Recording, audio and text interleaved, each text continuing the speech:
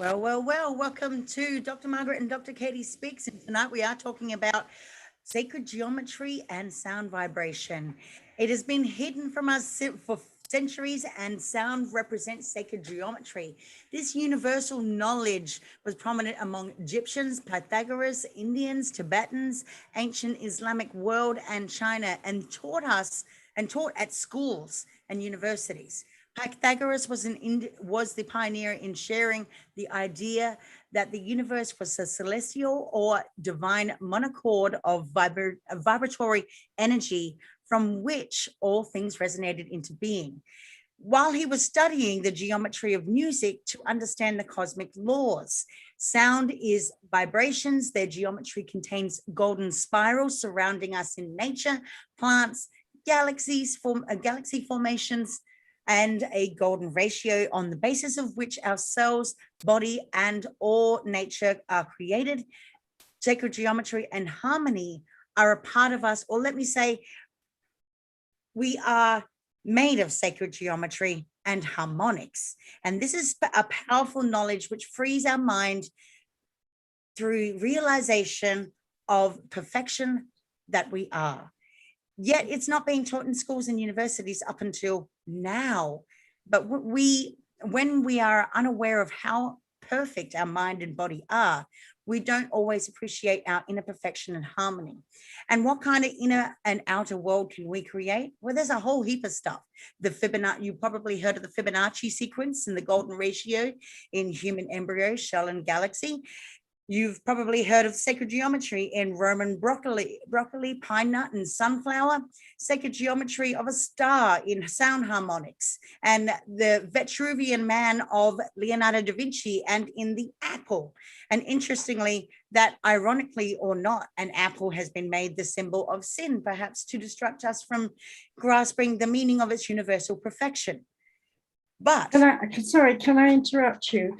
I didn't want to get too involved, so can we simplify? Because, you know, a lot of the things I think might overwhelm some of the people. Just about to hand it over to you. I'm sorry, yeah. But no, I was just about to hand it over to Margaret, and she's going to tell us all about what her knowledge on sacred geometry and sound harmonics is. Well, I wanted to simplify it. And when you were saying so all these different people, yeah, there's been a whole bunch of people all over the world that have been inventing things. And I thank you for mentioning them. As I said in the beginning, there's so much out in my head going around in circles because of spirit guides. So the first thing I wanted to do is to say, if you think about the cosmos, the universe that we know as ours, versus trillions and billions of other universes out there, what we see and what scientists have found today is that the cosmos is a gaseous environment where there are constant explosions, new planets are being formed, and we call them gaseous balls. You know, and in fact, if we are correct about assumptions of the end of the dinosaur age, we're actually talking about gaseous orbs that were bombarding this Earth, which caused a kind of nuclear explosion to kill all life and flip the Earth over and transform this place into something else. Well, of course, to us, that is really an incredible and scary thing to think about. But I want to come into not just this sacred geometry that people think about, and I'm deliberately wanting to leave religion on the side and be more scientific for a minute and say, just imagine if you were able to witness all these hot, sparky little things falling down onto Earth. And as they're doing that, they're cooling. And in the process of the way they cool, we could call them geodes, we could call them blobs of rocks, you know, we could call them big mountains that are coming up or whatever it is. But whatever we look at in the Earth, there is always symmetry.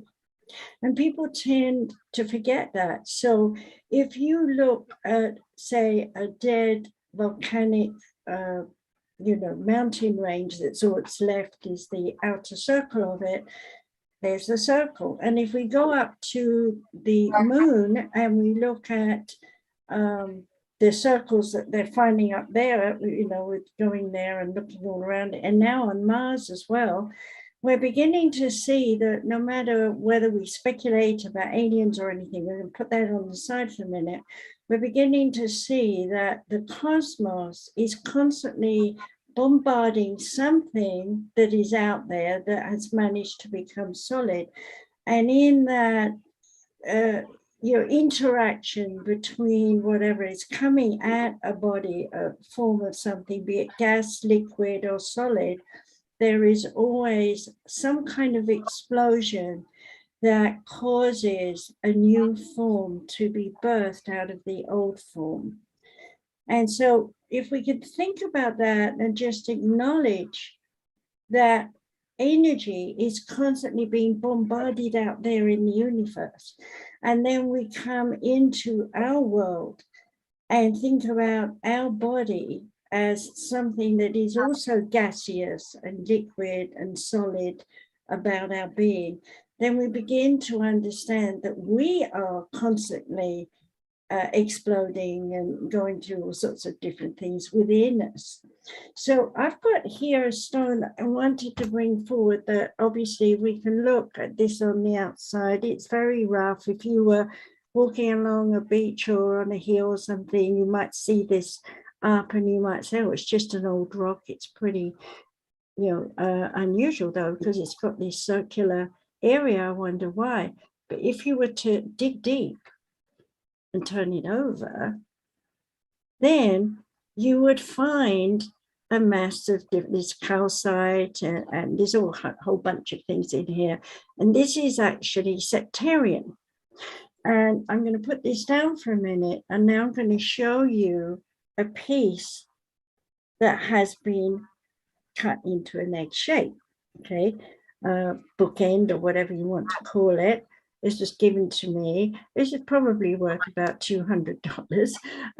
But the bottom line is, what does it do for us?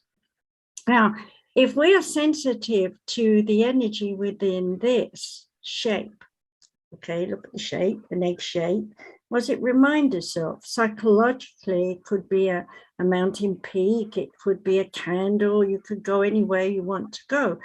But while you're holding it and you're touching, for example, this is vegetation, whereas this is calcite, whereas this is another stone that is called, I wrote it down, limestone, and we've got argonite here as well. So this is just one, and it was originally called septarian because if I go back to the other one, you can see that they were counting these little black squares, and you can see the patterns on the other side here, okay? And so people thought it meant 7 pieces, but it's actually meaning separation in Latin. And so the reason I pulled that up is I want people to understand that what you see on the outside of your body is like looking at this and you assume this is you, but you're not aware of what you look like inside, right? Now, you might go to anatomy class like I did and study and become a nurse and doctor, whatever, and so you know how your body works, but nobody actually knows how you actually dissipate your gas. You know, you might pass it and you hear it, but you don't know the content of how much gas is in there for different types of things within the gas, okay? And so in the same way, when you think about your body that's functioning, you're not thinking about how it functions, how stuff is moving around your body, and you're not aware that you are a tiny volcano inside there, spewing out energy, okay? Now, if we think about ourselves like this, we begin to appreciate that we're not the same from day to day, right? Now, you've got a picture of your aura, haven't you, up there? You want to bring it up and tell them about that? Indeed. Let me see if I got that. Yeah. 2 seconds. I should have warned you, shouldn't I? I got it. Okay. Okay. So everybody, here's her aura. Do you want to give them a little bit of a background about what you were doing at the time and how you were feeling, and point out your chakras? Oh, I will say that when this photo was taken, well, my aura was taken anyway. I was at the 5T conference. I think I mentioned on another show, the previous show. I'd actually gone through a hell of a lot of therapy with you that weekend. So it's very, very interesting to see that the report, when I got it back, is of a true indigo or a true healer.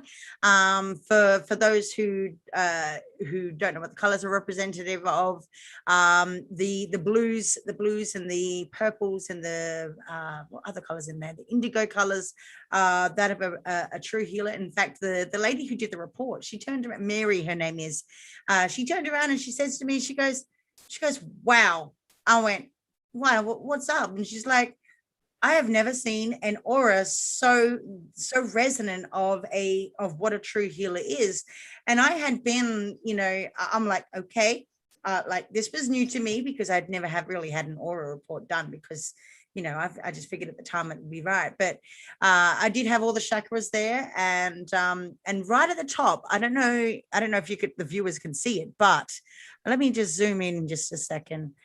If you focus around the top of the head, right there, it's easier to see on the paper that when it was printed, the original piece, not a picture. But there are beings. There are beings right above my head. There are multiple beings. I'm pretty much my entire field is surrounded by spirits, beings, angels, call it what you will, but they are there, and you can, if you can, like I said, you'd have to be, I would be happy. Yeah, it's not enlarged for me, so I don't know what they're saying. Okay, so right here, if you see right above there is a picture of a face. You kind of have to look really carefully, but yeah, it is there. But like I said, I can share, what I'll do is I'll put up the photo up on Facebook so that people can see it and they can make a judgment for themselves. Yeah, that would be a good idea. Yeah. It is of an indigo person, or i.e. me, and resonant of a healer. So an indigo is someone of deep inner feelings, inner knowing, intuitive, and sensitive. Now, let me point out here that I cannot see on this photo, which you can take down now, but the idea of spirit guides, whoops. Okay, so the idea of spirit guides coming in around us is like their higher vibration, there's something, but what we don't think about is the fact that they're energy. And we don't think about the fact that because they're energy, they have a structure within their energy. So I'm just pulling up this one here. This is a isosceles triangle. You mentioned Pythagoras, he was very much into that. But you see how I had a hole made in here? Can you see it? I'll put it in front of me, you can see it better then, okay? Now, why did I have that hole? Because when you see a solid triangle, it's going to resonate within itself, but it's not going to send a signal out. So your spirit guides, they have a vibration that is constantly oscillating and reverberating outward, and they are connecting with the cosmos, the universe, you and me, Tom, Dick, and Harry, the dog, the cat, the mouse, the spider, and anything else you could think about, okay? Because they oscillate relative to whatever is going on this planet. So I'm going to put that down. Now, we're not as good as that. We're more like this, a triangle, okay? Now I get these made. This is carnelian. And you can see I've got 2 triangle outlines on this, okay? Why have I got 2? Because again, if this was a whole solid piece of the triangle, it wouldn't oscillate outward. It has to resonate. So the energy resonating inwardly is pushing energy to the outward energy of the triangle. So we have a triangle within a triangle, right? So when we put these on the chakras, this is Trinity Stone healing, by the way, but I'm not here pushing that. I'm talking about shapes today.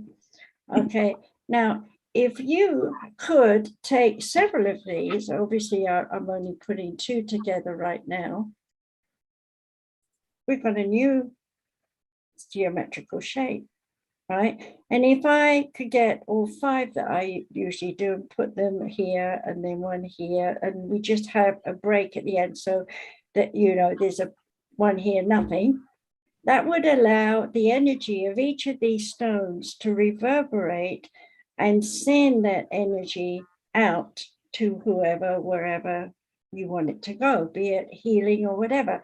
Now, I'm going to step back from stones for a minute and say, going back to prehistoric times and when this world was bombarded with energy and it destroyed us, it's no different when someone comes into our room and is abusive and aggressive and yelling and screaming at us.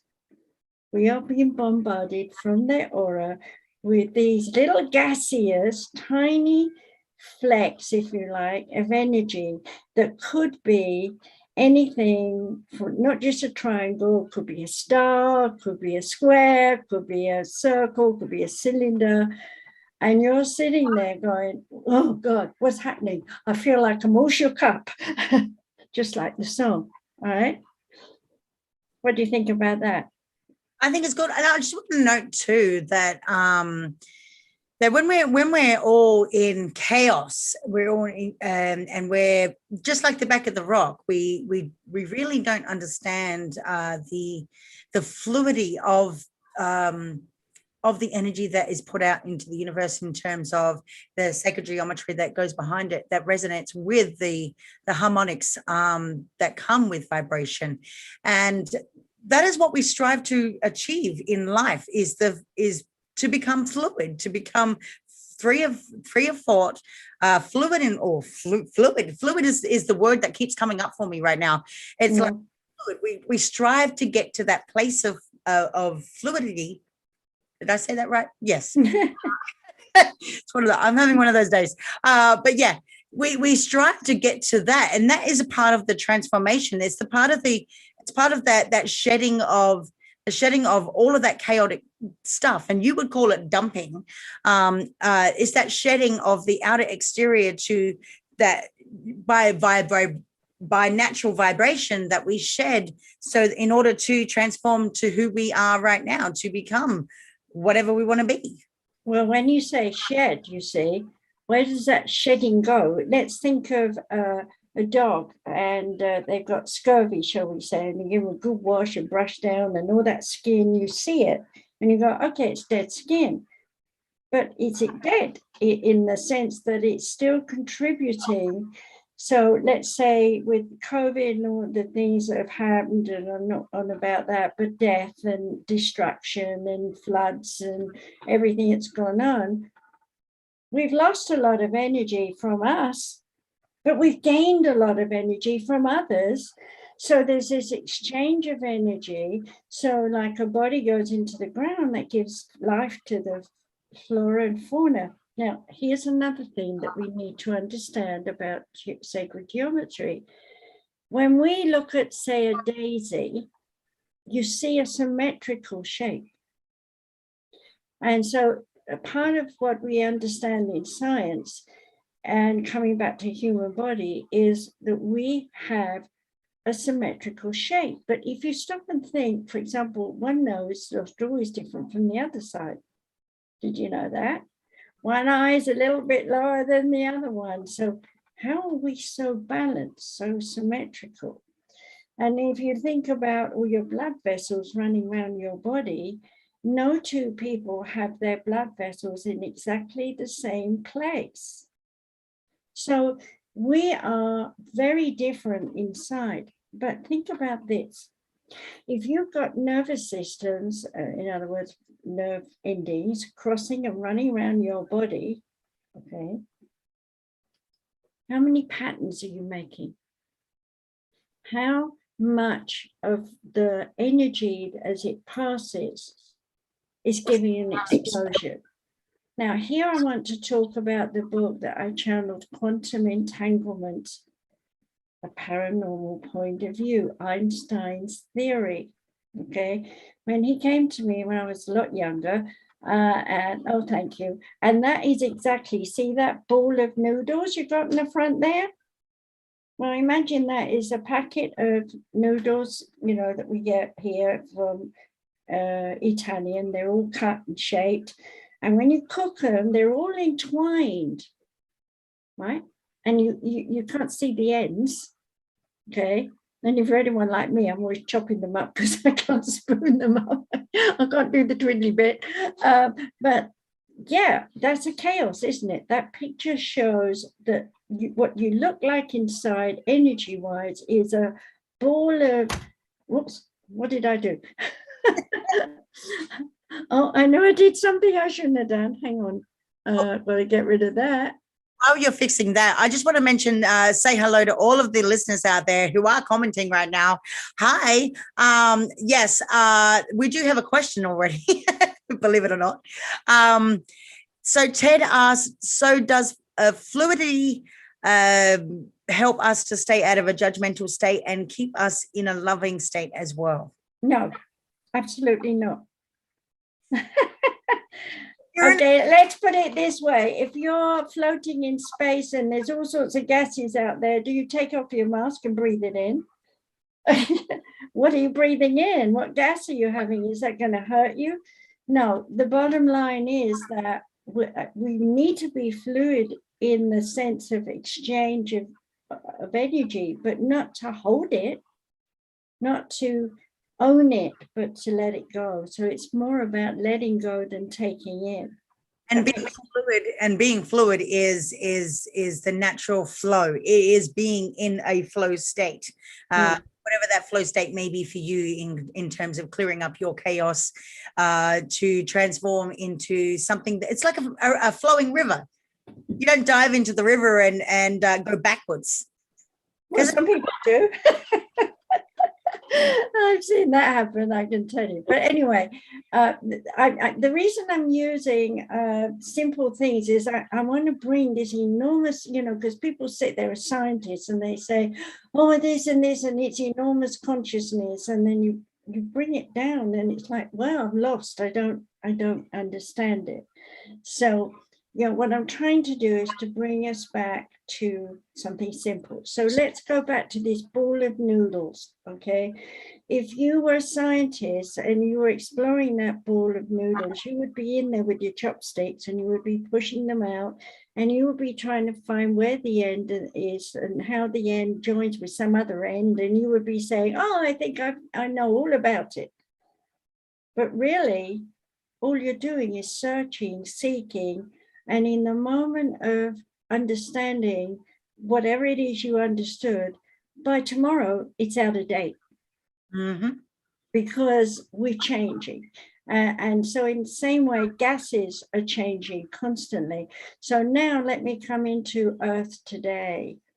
What Spirit was saying to me before I came on the show, I really have to talk about how Vice President Gore said all these years ago about if we don't do the things we needed to do back then we would be overheated. And here we are now, exactly what he said. And, you know, people are like, oh, yes, we've got to do something about it. And nobody did. Now, let me go out into the cosmos again for the analogy. You're a giant god. Let's say you're Mars. You have all this energy and you've got your special tool that you can throw out there and cause some sort of change in the cosmos, okay? Does that make you the super god? the know-all and be-all of everything out there. No. So in the same way, when we come down to ourselves, we always use our own body, our own programming, our own upbringing, which we're going to in a while, as the model for what we know about the world. Okay. And if we're a little bit excited to know more, we investigate and we go and learn a bit more. But when we learn a bit more, all those who can't be bothered to investigate, that doesn't make sense to me. I don't believe it. And I've been watching us now for the last 30 years or more, destroying this world. Okay. And people are complaining they haven't got enough money, they haven't got enough land, they can't afford to pay for their house, and so on and so forth. Meanwhile, there are other people across this world who are living in the jungles, killing monkeys, happy as anybody, because that's all they think about is living off the land. Well, where does this land mature and evolve for us to be able to live off it? It's the cosmos, all the energy that is out there that is bombarding this earth as it did thousands and thousands, millions, and maybe billions, who knows, many times over time. Even now we get, bombarded with showers, don't we, of meteorites and things, right? That's no different from me walking in the mall and I haven't closed down, or I'm not wearing my shell, if you like. And so everybody's aura's hitting me. And by the time I get home, I'm splattered. I'm exhausted. I just can't be bothered to do anything. How many of you listening feel that's happening to you?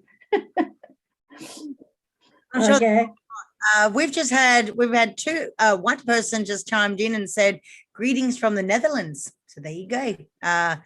Hub, his name is Hub. So, and we've got Laurie in the house. We've got John from Uganda in the house. We also have Ted, and forgive me if I've missed every other person, but please, if you are listening, please share out this show. Ted goes, those poor monkeys. Well, the 100th monkey is about time we learn that lesson, isn't it? I'm going to pick up on that. But let me come back to what Spirit Guides was saying about us. Okay, so now I had you show your aura. And here I wanted you to pull up my little slideshow there so that we can just talk about that for a minute. Give me 2 seconds and I will. Yeah, because the reason I'm doing this is visualization helps you remember and think about yourself and your aura. Okay, so here at the top I've got the this is just the intro of energy flow. So if we go down, we've got another one that is an angel. Okay, so when we click on that, I want you to realize that when we think about an angel that's going to come down, wave these wings. Okay, look at these wings. I picked this for a reason. See the patterning, the way the person drew it. Right, if that was a real bird, you would see their wings and you would spread their wing out, and you would be looking at all the feathers who are nicely placed backwards and forwards, right? And so we can see this symmetry again. Now, I want you to take that into your body here right now and realize, see me in the corner here, I'm moving my arms like a bird, okay? Flapping my wings. I want you to realize that at the back where you have your scapula is your wings. How else can you stretch and do all the things you do? People don't think about the symmetrical aspects of the body and the symmetrical aspects of the muscles. Okay, so all hold on to that. And we go down to the next one, the picture of the aura. And what I've drawn here so you can understand, you can see your physical body here in the middle. And then you've got surrounding the physical body is the energy that you emanate from your engine, as it were. The liver, the pancreas, the spleen is charging up all your chakras. So you're generating, it's like your car's in idle. You're generating this energy all the time that allows you to rejuvenate, build new cells, give blood supply so that that happens, keep your lymphatic system working, your nervous system, all that. Now, if you're negative, you're going to see the second word up here at the top, where the arrows point in, is etheric body. The etheric body is like a hot water bottle. You fill it up with water, water being your negativity, and then you are going to swell out, and it's going to change your aura. So it's like an extension of poor me, which is now oscillating and vibrating between your physical body and your spirit body. So you're doing this all the time, okay? Little mini explosions all the time. And if you're really, really negative, you're depressed, your pains are everywhere, your body's not working well, you might have a wish I was dead feeling, okay? And you can see it's like you're being bombarded, like the earth was being bombarded thousands of years ago with all these meteorites. Here are you bombarding other people with all your negativity through your aura. And if you're living with other negative people, they're bombarding you. And we have a saying, it's like arrows are piercing my body, okay? Or a sword is piercing my body. But actually, it's a gaseous thing that's going on. It's a light thing that's going on, and we get more into that in a minute. So, okay, then the next part of your aura is your spirit body. That is encoded with your ancestry, your DNA, and your RNA that you've picked up into your etheric and your physical body. So you're not just you the day you were born, you're hundreds and thousands of other people that you've bumped in to from day one when you put in the pram to where you're at today. So you have absorbed all these other people. So now I want you to think of those people as squares, diamonds, oblongs, cylinders, whatever they are, and you're taking them all into your body, okay? And you are programming yourself to accept them and work with them. And then we come up to the higher mind body, which is the wisdom of your spirit self, which some of us can tap into, thank goodness, and get the right answers for what is good for us to do and what is not good for us to do, and keep us on our pathway. And then the very last body is the soul body. And as you can see, the soul body is right on the edge of your aura. That's your egg shell. That's what protects you all around. And it expands around 3 feet beyond a normal, healthy person. If you're sick and miserable and depressed, you're lucky if you're extending about a foot beyond your body. Okay. If you're being psychic and you're a healer and stuff, you could be 2 yards, 6 feet beyond. And if you're someone like me as a medium, even bigger. Okay. Because you've got the spirit energy of the amalgamation of spirit guides. Okay, now we can move on to the next one, Katie. Sound. Okay, so now what we're looking at here is a pattern that I've shortened in the middle so you can see it better. This is like the strings of a violin, and as the friction happens like this, which you can see in the second one, it disturbs the pattern. And when we come to the third picture here, that is what your chakra should look like, nice and patterned and round and so on. Most of us look like this one in the middle, where we're all over the place and we can't find the balance. Now, that is sound. Your 5 bodies are in your aura rubbing together, and you are creating new vibrations all the time, and you are sending out triangles and all sorts of things. And I'll tell you how you can see that in a while, but most of us don't see it, okay? So when you are in friction, between your 5 energies that make up your aura in your negative, that's what you're all feeling, and you're hearing it.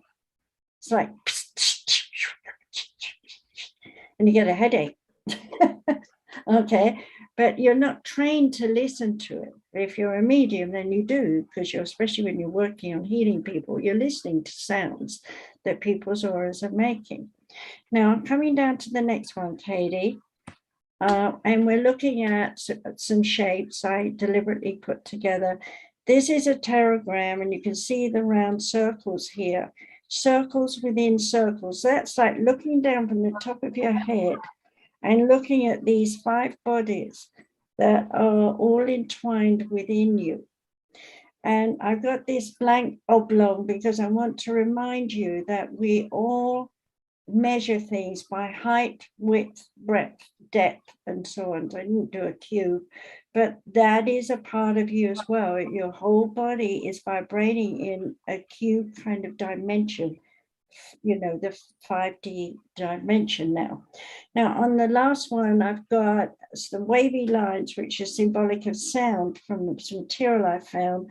And you can see I've got a large triangle and a small triangle fitting in one another, which is also part of the 5, you know, the Trinity stones that I teach. But why I've put these together is I want you to understand by looking at these triangles how you are like the little, I can't remember what you call them, Katie, you know, the little dolls, and you take open one and there's another one and a smaller one inside. The Russian dolls that you're talking about? Yeah, those kind of things. Well, we are all layers of inside, and then we come down to the last one, and I've actually got this, so here I can hold up, but open up the last one for us so that we can see that, right? And this bottom one is how our energy from the 5 bodies is running through our physical body. Okay, so I'm going to point this out, but I've actually got the real thing here. Okay, so I'm holding it out. I don't know if anybody can see it through my clothing because it's all joined together, but I'm going to point out these little round circles with the lines coming off. Margaret, Yeah, your camera turned off.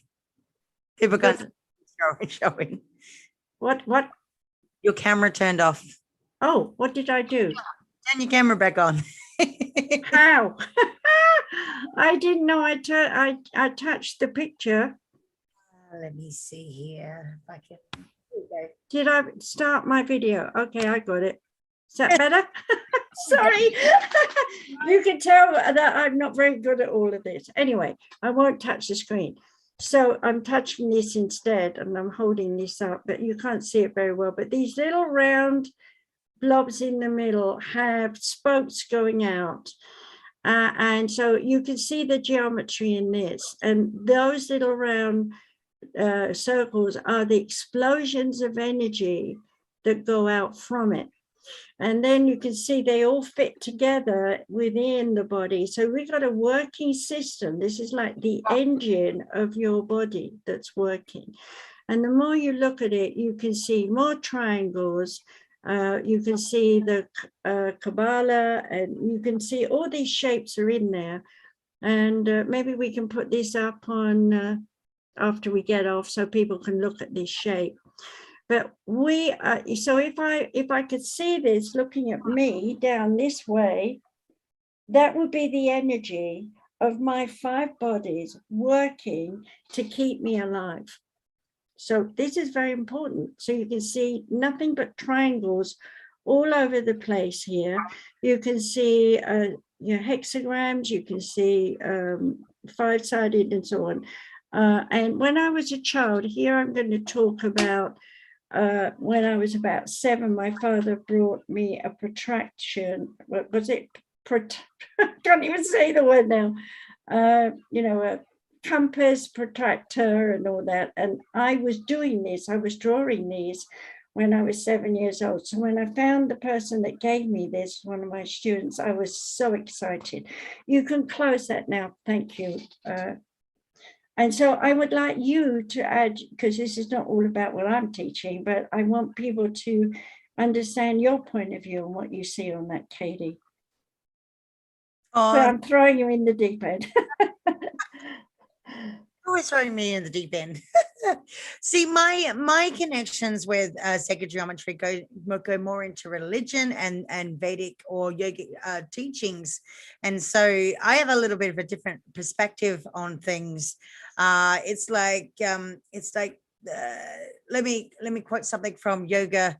A yogi that was what 6 BC, 7 CE. He said, and I quote, "Who through a conscious being is a stone? Who paints pictures in the sky? In which atom the world exists just as a tree and a seed?" And so what that says to me is we're talking, if we go into deeper into sacred geometry, we are talking the correlations of the tree of life. And I think a lot of people do actually resonate with that as well, because sacred geometry is the tree of life, the building blocks of life. And hang on, I'm going to interrupt you again. Sorry, but I have just explained the tree of life from the cosmos all the way down into your body. How do you adapt to that now that you're thinking that way? With the, you see, because you've got to remember back then, God was up there and not in here.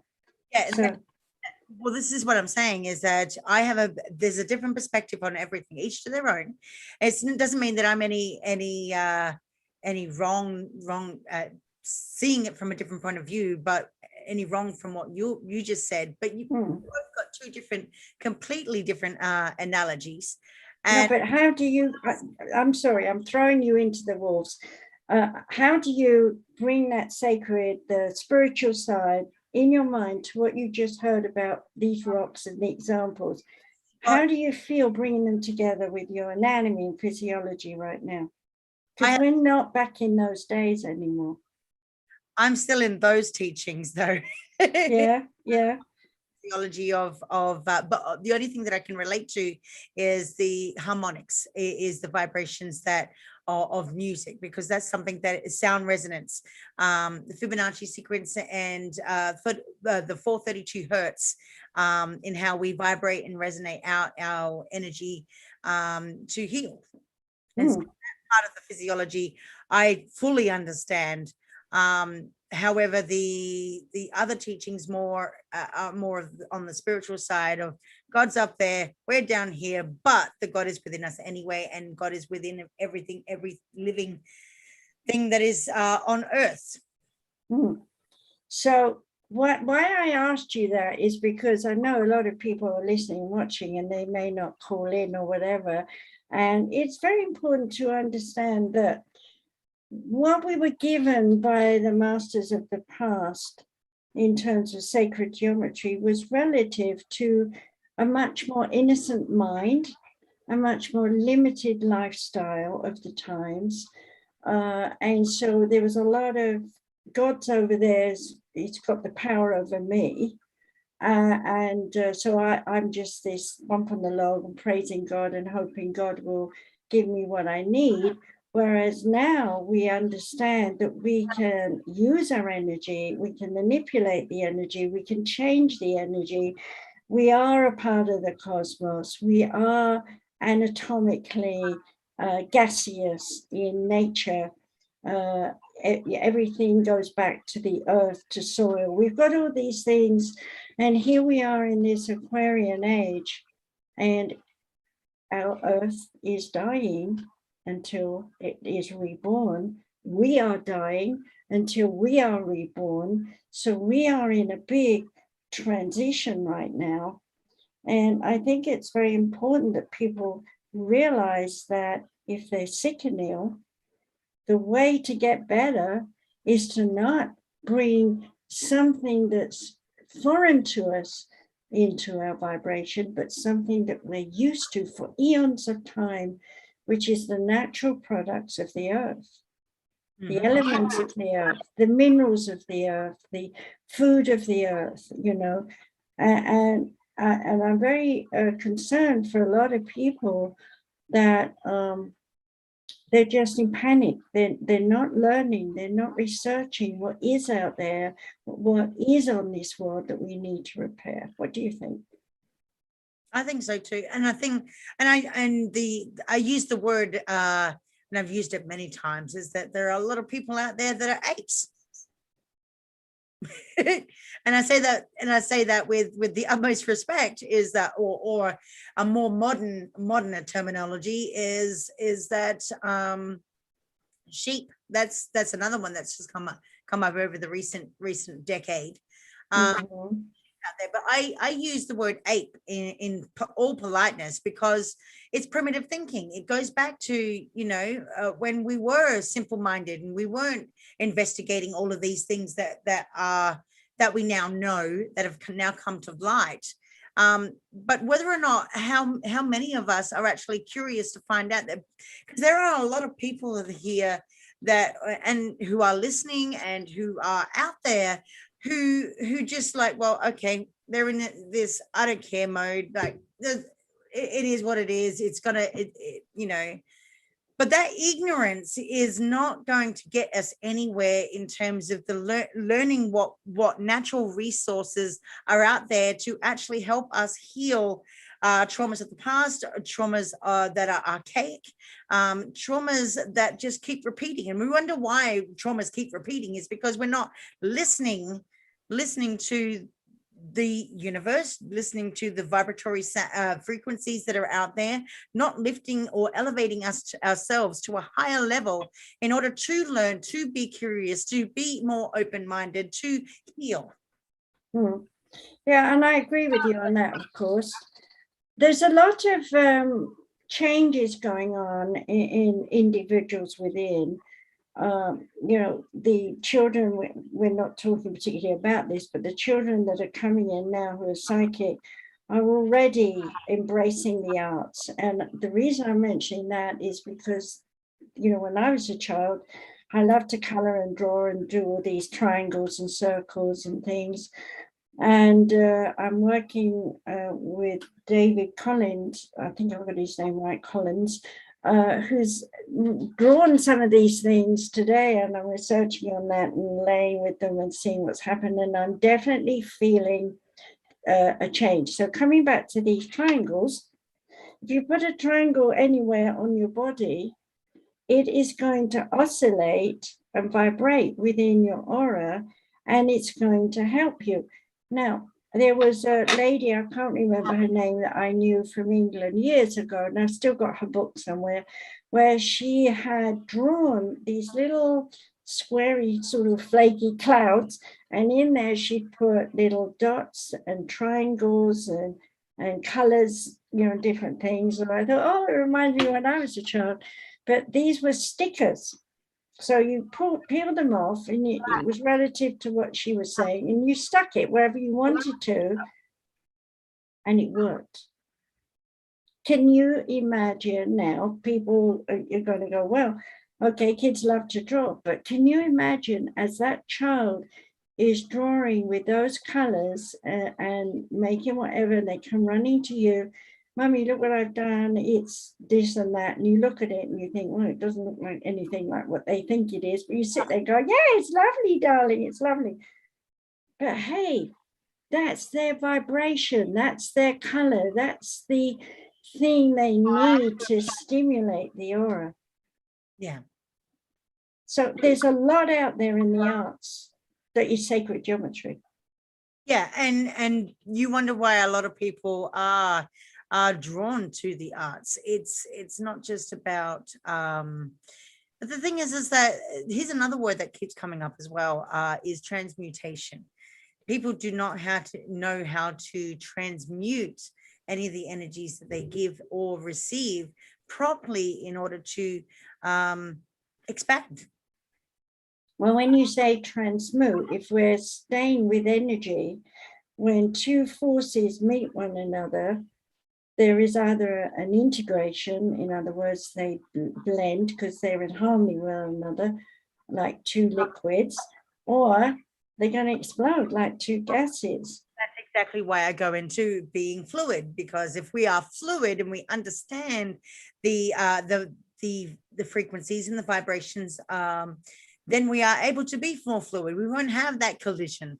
But those who haven't worked on themselves, haven't transmuted that energy, haven't transformed, or haven't worked on, for the simple people out there who haven't really gotten into this subject really well, but those who haven't transformed and worked on their healing will have that collision course, which is why we see so much chaos in the world, because it's great to have a different perspective on things, but when that perspective is not in harmony, and when we are not open to multiple perspectives, then we stay narrow-minded, we stay small-minded, and we don't accept it, and then we have that collision course, and we will forever be in that collision course, in that chaotic way, and be in disharmony, because we just don't know how to transmute it.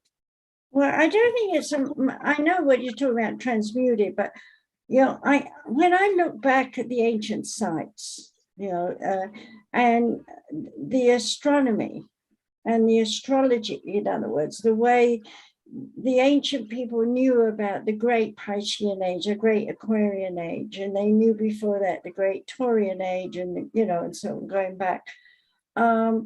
Today, we don't think about those things. We don't honor the ancestry. We don't honor the journeys that those forefathers made for us, that we could be here. We're so locked into where's my to-go dinner in some polystyrene box that is going to pile up in some corner and ruin the earth. Nobody realizes what we are generating that is negative until it's too late. Well, that's what I'm saying. We've not been taught, because like I mentioned before, but being archaic, primitive, going back to that ancient, whatever it is. We're so used to convenience. We're so used to this, that, and the other, that we just gotten lazy. But there's more to it than that, you see, because in sacred geometry, you've also got all the astrology and astronomy that is studied, where you're looking at the patterns of the different houses in astrology, and you're looking at the physical stars and planets that are in those houses. And, astrologer is going to tell you, oh, the moon's in a wobble right now, for example. So we're all out of balance, because the earth's out of balance, because when one thing is out there wobbling, something else is over here wobbling. So, our earth is suddenly grumbling, as far as we're concerned, with fires galore, floods galore, people losing, any sense of their self-esteem, self-worth, and value right now. I've had so many people calling me saying, I just want to top myself. I don't want to stay here. I don't want to be here. I have to counsel them and say, no, it's just a phase you're going through. You're dumping, you're letting go of what doesn't work for you in order to open up what will work for you. So when we come back to sacred geometry, and I will go further into the math side of this, not that I'm any good at math, but formulas and things like that people work out in math, calculations, all those kinds of things. I went into that for a while, and I just got so overwhelmed with these formulas, which today led to how we have computers, load of zeros and ones, and a load of patterns or whatever they make that end up giving you a website. To me, I'm just lost. I can't even think that way. I don't have that kind of mind. But I will say of those people that do it, that they are our future right now, because they're downloading, they're bringing in simple form, but they're overworking it at this moment, so spirits say. But they will bring in the future. They will bring in new ways to do things. And so now I'm coming back to this thing I held up before, my little pattern thing. You might see it a bit better now. Okay, that will change. Now, it may sound a bit daft, because if I do that, it's the same thing. And if I do that, It's the same thing. See, that's why I love this. It really is a good teaching tool. But now let me move you into a snowflake crystal. You're a snowflake crystal, I'm a snowflake crystal, and no two snowflake crystals are the same. And now we come into your DNA, your RNA, your telomeres, and they're going deeper now into, they can mix them up and change them. What are we going to look like in another 1,000 years? Are we going to be 24 feet tall? Do I really want to imagine that? Well, let me put it this way. I'm writing a novel. I won't tell the novel story, but what I will say is when I started that, I was in my 30s. One day I'll finish it. It's called In This Time. And that is channeled, of course, and just all my other work's taken over, so it's got left on the side, but one day. But anyway, the whole point of that is it shows how all times are the same time, and yet within that time is growth time. Little did I know what I know today. In those days I was writing that, which is why I never got finished. But the point here is that sacred astrology leads us into the friction of sound, and sound leads us into the vibration of echoes, reverberations, that leads us into form. And so whatever we are going to do to rebuild this earth, it has to be in new forms. And guess what? People are splicing this tree with that tree, and they're making a new kind of tree that's more hardy, or more able to grow in places it wouldn't normally grow, or whatever. There's going to be a lot of scientific research into how the anatomy and physiology of humans, in terms of, well, if you raise the aura, raise the Kundalini, which I've done 3 times in my life, you actually see coming out of your head cubes, circles, cylinders, and stars, and all sorts of colors. But together you have to orgasm through all 5 bodies without doing anything yourself. You're in deep meditation.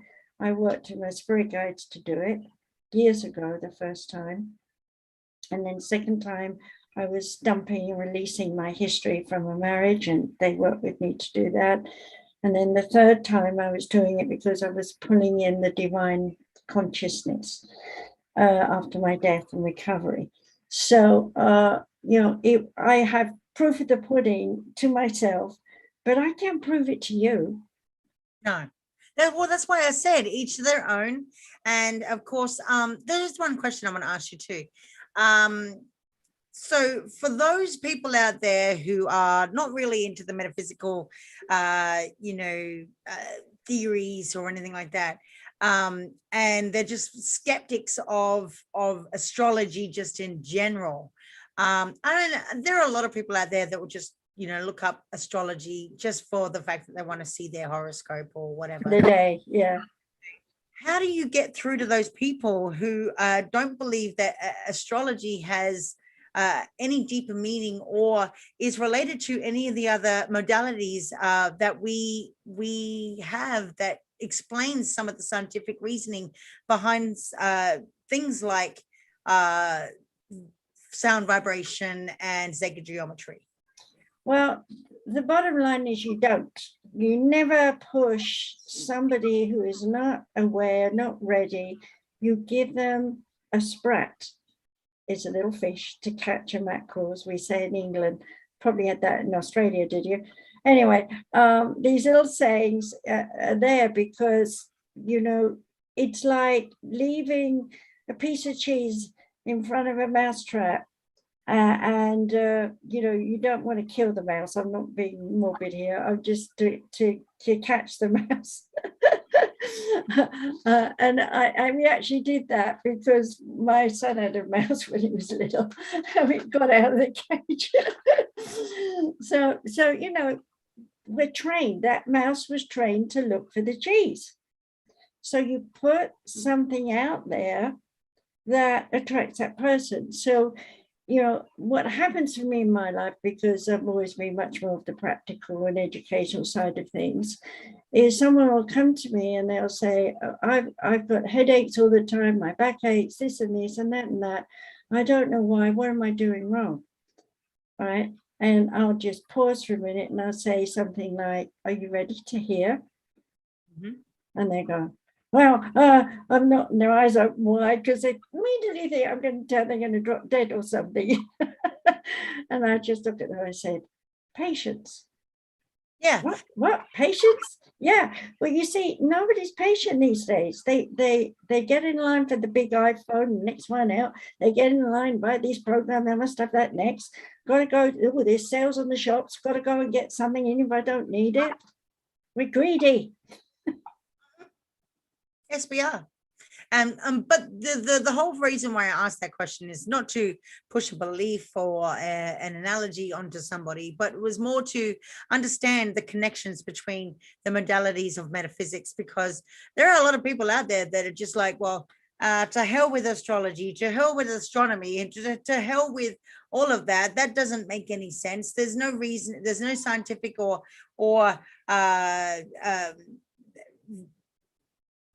other reasoning to read.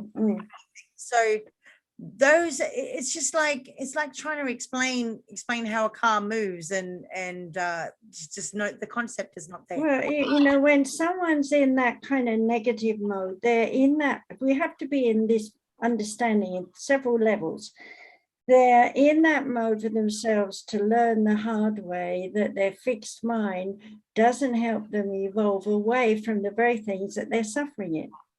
So that's the psychological set. The emotional aspect of it is outwardly, their negativity affects other people, and other people then have a choice in moving on or integrating with them, maybe giving them a message, who knows, or, you know, they're just like this negative person's like a lollipop to them, and they just walk on by and go, and they don't want to know, because they know that if they stop to integrate, they would waste their time anyway. So they're more aware people, so they move on. Now, the more aware people doesn't make them the answer to the question anywhere, because no two people look through the same eyes, smell with the same nose, talk with the same mouth, listen with the same ears, and walk around with the same body. And no two people either, especially if you are aware, will ever say that they know everything. Well, that too, because the more you learn that you don't know this and that, the more you realize there's still more you don't know. And, you know, being fortunate and in being a medium, for me, I'd still be an idiot if I didn't have spirit guides. My teacher used to say to me, you'll never be a writer, because I was dyslexic. Well, 17 books, all channeled.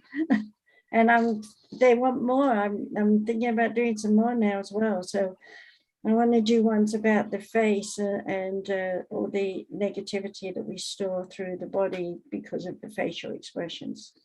Yeah. I'm actually writing a book about quantum entanglement, and how, but it's more based on relationships and how worlds collide and how opposites attract, and so on and so forth. There's a lot of that in my book too, but you know, there's always, no one is the right words, right person, and you could write something and everybody says, wow, it's fantastic, and read mine and think, nah, you know, and vice versa.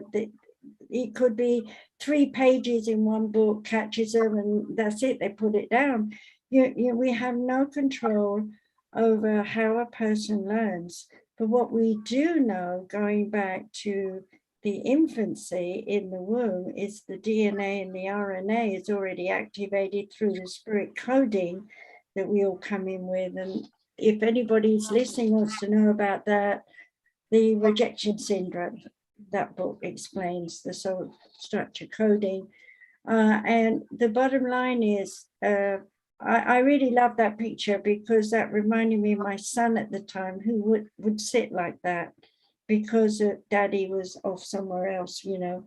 And I saw that and I said, that's exactly it. And people feel that they're all alone and nobody seems to get them and nobody seems to understand them.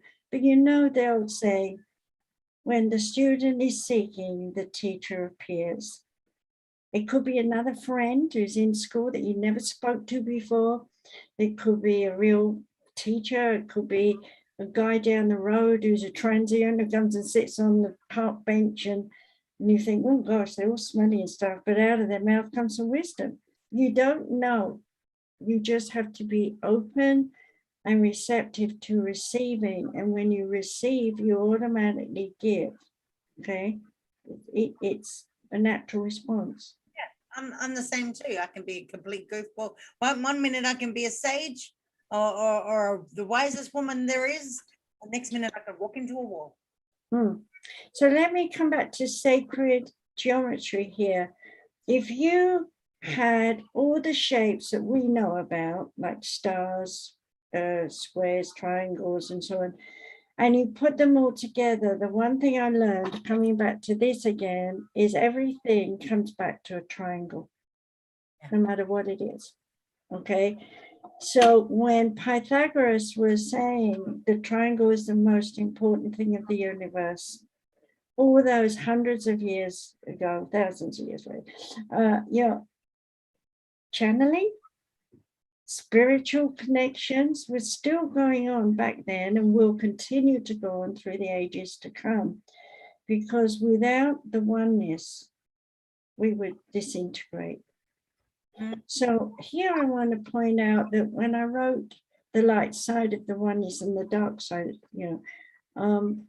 those two books were very important for the new age, for the Aquarian age, because they're really explaining how we all want to go up to heaven, right? Where she is again, thank you.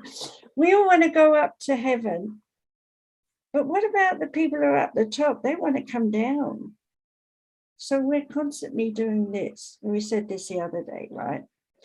And, somewhere along this line, we meet Miss A or Miss B, and that we click. Another time, we might come down and we won't click, we'll be enemies. Okay? So we have when we talk about past lives and people come to me and say, can you tell me why I chose my mum and dad? And I say, well, you chose them not because you've known them in past lives and that you're paying karma back, but because they're the very persons you've, did a whole unity thing within the oneness to come down. And it's like a family of ancestors is your team. And they're all doing whatever they need to do, which, until you find yourself king of the castle, because it's your turn. And then you do whatever you have to do for your siblings, family, and whatever, and you pass that on and you're gone, and then your children do it and so on. So there's a pattern, and the sacred geometry is in that pattern. It's in the way we copycat, we relate, we speak our languages, the intonations, the tonings, the reverberations. So if I talk down here, this is a very deep thing. But I can do it. And if Spirit wants to talk through me, that's where they took my voice down there as men and talked. Otherwise, I had a very hard voice up here in those days, So the point again, coming back to the geometrical shapes, is when they come in contact with one another, they create friction, heat, light, and light reverberates and travels with sound. And that's how aliens travel on spaceships. And that is our next age. We're going to use sound to travel, to heat our homes. It's free. All we have to do is have an oscillator, just like the Egyptians had oscillators, to keep their aura just right around them. And we'll be able to transport ourselves with their little wands. I've written a novel about that. You know about that, Regenesis. Okay. I'm starting to put bits of puzzles together, things that Spirit gave me when I was young. And I'm starting to see that everything they're sharing is a way for us all to understand that we have never been, nor ever will be alone. We have never been a complete entity that was just an egg and left alone. We've been integrated with, we've been, you know, we're doing it now with babies in the womb, aren't we? We're changing their cells. So we are genetically engineered people. Some people are frightened of that. They really are. I was going to mention too that Laurie on the chat here, she mentioned it about 20 minutes ago, but she said that she was surprised to see how often I think it was her daughter or somebody that's in her family chose olive to use the colors olive when she was doing circles. We're talking about a young child here. Mm-hmm. Well, olive is a good color really because it's green and brown and you know, various shades. But green is rejuvenating, healing the nervous system, and brown is earthing. And kids seem to just know what they need while they're playing. It's when we get older we forget because we're so much in here and not in the heart. Yeah, I mean, my kids when they draw, they like to draw with rainbow colors. They always they're doing pictures and that they will just, they got to use every color in the book. That's just how it is. I'm like, well, why don't you just use one thing because you're, you know, drawing something? No. I like colors. But I've got someone who's very depressed right now, and I've been trying to motivate them in their own way to pick up the arts and crafts and do things. And I think it's very important to just mention here that if you're someone who's depressed with a crowded mind of 101 trillion things you think you have to do, stop. Go get a coloring book and color it. Get you know, a book and read it. Your brain can only think about one thing at a time. Is what it needs is a rest. And if you're trying to do too much at once, now let me come to the brain. The brain has a network of fine, tiny little blood vessels running all over the place. We take it for granted. And if we got a blood pressure that's up, you could burst a blood vessel up there because they're very fine. And if you've ever been to one of those body expos like in Las Vegas, you should. It'll make you realize what you look like inside. Okay. Now, admittedly, they had to take humans and do whatever they did to them, but it's so essential that people know what they're like inside. Because why would you run off to a doctor who tells you your heart is, you know, like my husband, is so bad you're going to be dead within a week. So he comes home, I do my thing, and I gave him an extra 15 years. Okay. We have to understand there is always an alternative, and the alternative is not fake medicine or embellished medicine. What it is natural. You need natural, and you need to calm your mind down, right? You have to be quiet and let yourself just be. And that's where the arts come in. And yes, the arts will create music in your aura, and your aura will expand, and people will want to know you, and they want to sit with you, and you'll get healing and they'll get healing. And there's unity instead of what do we got right now? We're all on the street yelling and screaming. We want to get this person out of control and, you know, whatever. How can we have any peace? That's like throwing darts at everyone. And think about a dart. It's a triangle. That's because everybody wants to say something. That's what that's about. Well, what do they want to say? Whatever they think is right from their perspective. Like I said, I'm gonna go with that, each to their own, whatever floats your boat, because there are going to be 50% of people who listen to the show and they're going to go, yes, I agree with this. And then there's going to be that other 50% that is going to come back and say, oh, this is just a whole bunch of codwallops and they're, I'm not going to heal. I'm not, but those are those people that are in that black hole, the ones that need to be lifted out, the ones that don't really understand because they're not really receiving what they need to hear because they're not ready for any of that. And so, yeah, they're going to wander the streets and they're going to do this. And it's not going, it's like ignorance. You're just going to. Well, ignorance is ignorance. You haven't learned something yet, so you are ignorant. There is a twist on that it's originally it just meant without knowledge, if you look at the word, but today it's become an inference of you're an idiot, kind of thing, and so people are already in resistance when they hear how you pronounce a word. And I'm coming back to the vibration again of sound, and in that sound, could be some. I'm just seeing these. I don't know what you call jacks. Where they're like a circle. They got all these lines around, and it's like imagine you're being hit with a shower of those in your aura because someone's so negative. It's going to, when you're sitting quiet at night, you can actually hear, if you're listening with a psychic ear, you can hear yourself pinging away and clicking and clacking in your aura. You can hear it. You're noisy. Same as you can hear your bowels grumbling or your breathing when you breath, but you can actually hear, it's like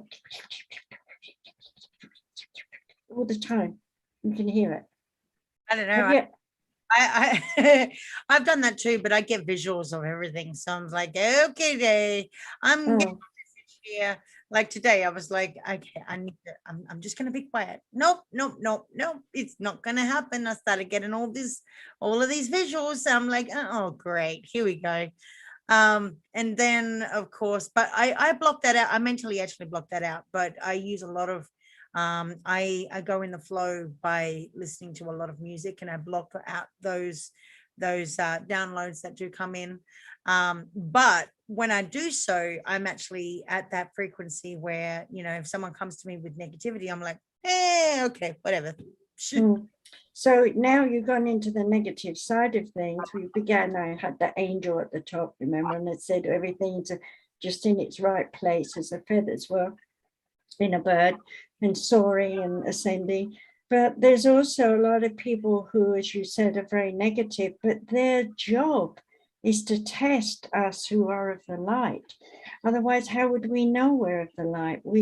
So when you're sitting with someone who's like, I can and I won't and I don't, and throwing at you insults and abuse and whatever, can you really stay in peace and tranquility and not defend yourself and throw stuff back at them, and next thing you know is a big argument?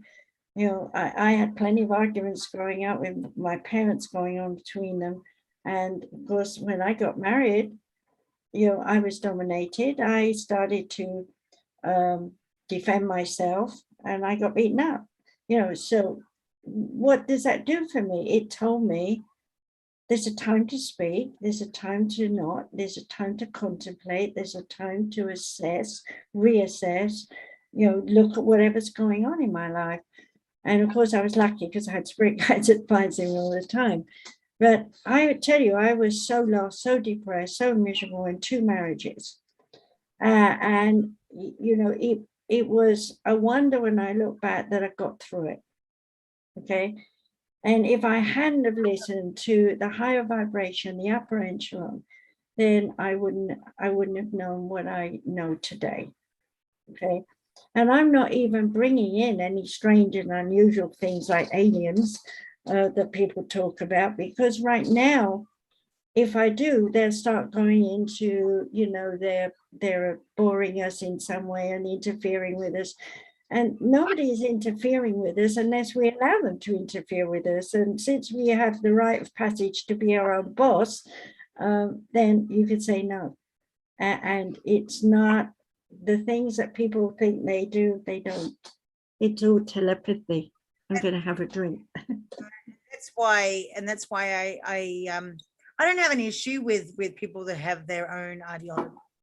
labels and all that kind of stuff too. But we are in that age of defining ourselves. When we come across information, we have to label ourselves. Okay, now we're a Saavi, and now it's not why can't we just focus on us?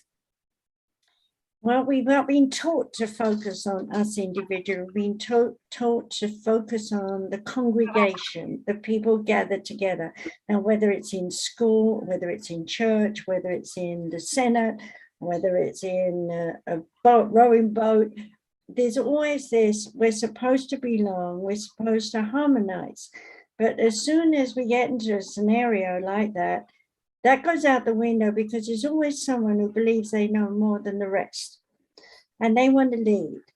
And leaders may be what we need sometimes, but sometimes they lead us down the garden path, as we say in England, to nothing. So it comes back still to our own sense of our self-worth, self-values, self-esteem, and how we are able to believe in ourselves to the point of whatever we can do well, and then finally admit, like me, I'm terrible at all this technical stuff. Without you, I'll be sitting in my sofa all day. Thank you. Big praise to Katie, everyone. So, You know, that's what mindfulness is about. That is focus on how we can bring awareness into our lives. But the reason why I brought up those the other group communities, I'm just going to call it communities out there, and I have nothing against them whatsoever. But the problem is that a lot of people are searching for something to label themselves with, in order to find a commonality or something to belong to. And so I've had this conversation with many people, you know, if we remove all of that paranormal or metaphysical stuff away from our lives, right, just for a brief moment, and actually focus on ourselves, we can figure out that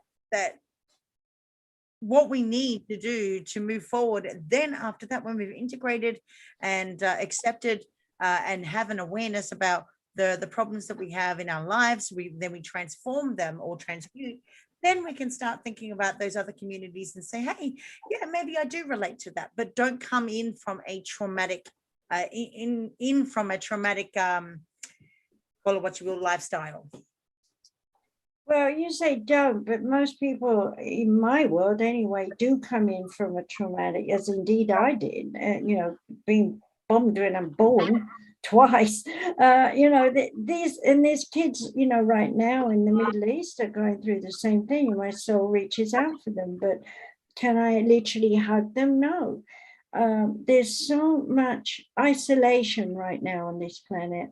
And when I say isolation, I mean isolation from the harmony of unity, of love divine for the planet, for the people who live on it, for the animals, for the vegetation, for everything that is here. We've become, especially the young ones, we've become so used to buy on Amazon or listen to some radio show or popular music. I mean, you know, I was really disgusted in Japan when I was over there teaching a lot, and everybody was walking around with their phone like this and their headset in and bumping into one another and just looking up with like, oh, and just nobody was saying sorry, and that was unusual for Japanese because they're quite polite. And so I was watching this going on, and I'm thinking, they're not seeing the world; they're seeing a phone. Yeah. Well, my analogy, what I was trying to speak on, is that we're not born we're not born thinking that we're aliens. We're born human. And so by defining ourselves and belonging, who said that we needed to belong to a community in order to be ourselves? That's why I'm focusing. The reason why I said what I said is because I'm focusing on self. If we remove all of that, then we can figure out who we are as people, rather than belong to a group first. And usually, like 9 times out of 10, yeah, people are traumatic when they're trying to find their journey. But it takes a trauma to create that, you see. And right now, the virus is one of the traumas, but it's not the only one. We've got the fires, we got the floods, really seriously floods. I mean, I heard from Warren the other day, my son, that he was telling me that the canals in Holland were flooded and people were carried off in the night from their beds, and the same in Germany and somewhere else. It just whooshed across the country. And it wasn't a dam breaking, it was just running off the mountains. And that is nature, and that is recovery of what it needs. And as my son was saying in the show I did on, where he was channeling about the fracking and the gases coming out, we have so disturbed the normal balance of the earth, and we've so turned our faces inward to the computer world that we have no connection with appreciation of life itself, none whatsoever. And so, as hard as it sounds in a way, I wouldn't mind being an older person anyway. I wouldn't mind if we lost the computer for a few years, because then we could socialize again and we could start building things and listening to one another and talking. But as long as we are controlled by these buds in our ears and this screen, and whatever else is, someone's pitching to sell, so we'll rush out and buy it. It's got to stop. Each country has to find its own shaman, as it were, in self. Never do that. No, because like I said, we've all got to belong to a community, and when we find that community that is perfect for us, and we stick to that, that we owe ourselves our loyalty to that community. That's why you see all of these groups going around and like committing acts of atrocities and terrorism, and call it what you will, or intercountry fighting and travel wars, and because we've all got different perspectives. We've all got chaos is what makes the world go round, apparently. What makes all the rich richer. Well, also coming back to astrology again, with the planets, so many retrograde, and a lot of them are actually in a good position for me learning to go to another level of awareness. But that means I'm back to being a baby again. And I've already discovered that when I was a child, I could just touch people and they get better. And then I went through this whole journey of understanding why I could just touch people and they get better. And now I've got all the wisdom and knowledge of explaining in all my classes and courses, and many of them will be sharing eventually. Meanwhile, people are coming here, I'm just touching them. Well, they're better. I know, but I can't just say to people, touch people, because they're going to come into classes and say, well, how does this work? And what am I doing? And why do I do it? And when do I do it? And what do I expect? And what will happen to me while I'm doing it to them? And what's them doing to me? And, it's just so many angles of so much to learn that I had to learn in order to teach and train my students to become teachers of the future, for people to heal and counsel these young ones who are now being born. It's very important. So that brings me to, do you want to talk about some of the classes you're wanting to do? Yeah, you can go first.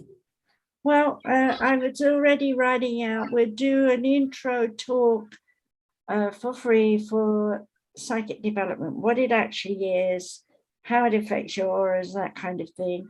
And then I'm doing an intro few weeks of workshops I'm writing out where they can come on, very nominal amount of fee, where they can actually study and learn with me. That's enough for now, but we will tell them they can go to the websites when you're ready. But let me come back to what you said, that we kind of skipped over when you go around a mall or anywhere in public, stop thinking about what germs you're going to get.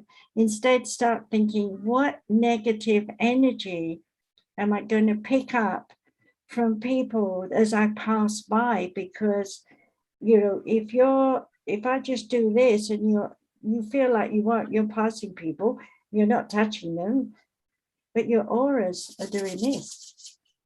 You're getting friction from your aura passing through someone else's aura. And that is going to either make you feel tired and exhausted by the time you get home, or up and bright because you've rubbed noses, as it were, with someone who's good.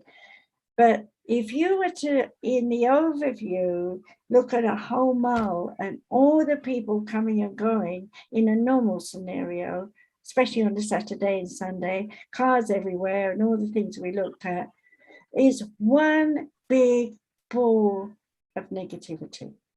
You know why? Greed. They all want to buy something, they want to get it now, they got to hurry up. They don't get it now, they're frustrated because they didn't get there early enough or late enough. They're blaming someone because of the scenario as to why they didn't get there or should have got there or whatever. I tell you, when I go to a mall, I'm closing down all my chakras. Mm-hmm. Tight, tight, tight. I don't want to pick up anything. And I know when the few times I'd forget, I get home, oh gosh, I got to dump all this I've absorbed into my aura. Now, again, coming back to the images I showed with the sound and the light, if you could stretch that out all the way, you're going to find sound is V's, which is another form of the triangle. Mm-hmm. So sound is very important, how we talk. And I was in the restaurant just last night picking up some food for me. And there was this guy talking so loud, it was deafening. Okay, I felt like I was going like this, you know, and I'm the opposite. I have a quiet voice. I'm learning to speak up a bit more. But I'm so used to having mics, you know, so that I don't have to speak up, you know. But when I learned to sing, and I used to sing operas, remember, you couldn't have a mic in those days. You were trained to project your voice to the back of the theater. Oops. You know, so what would happen then is people would come up to me and say, "My, you've got such a loud singing voice, but you haven't got a very loud talking voice." Why? Because I whispered a lot, because my father was a very dominant man, and he lectured me morning, noon, and night. Sit down. You can't be a sheep, as you mentioned earlier on. You have to be a leader, you know. And so I don't like the word sheep anymore. I like the word. Yeah, but you know, that was the way of the times. And then, okay, you're young enough to be my kid, so you know, you would have grown up hearing me say stop being a sheep, because my dad said stop being a sheep. But as I didn't like it, I actually didn't do that to my kids. But there's a lot of ancestry that is passed down, like I wrote in Donald Trump's book. And it was not everybody thought that was about his profession, but it wasn't. It was about the DNA. You know, there's so much that Spirit gives me to share. And you know, my brain is crowded with it while I'm writing, and then I come out of it and I think, what did I put in there? I can't remember. And I'm saying that because I want people to understand. They come to me and they say, I want to be like you, and I want to aspire, and I want to have this and do this. And I can tell you that one of my fully trained, and there are thousands of them, that one of my fully trained students is anything like me. Yeah. Because they've taken what I've given them and made it their own. And that's exactly what it's supposed to be about, is learning from what you are taught and then change something else. Yeah.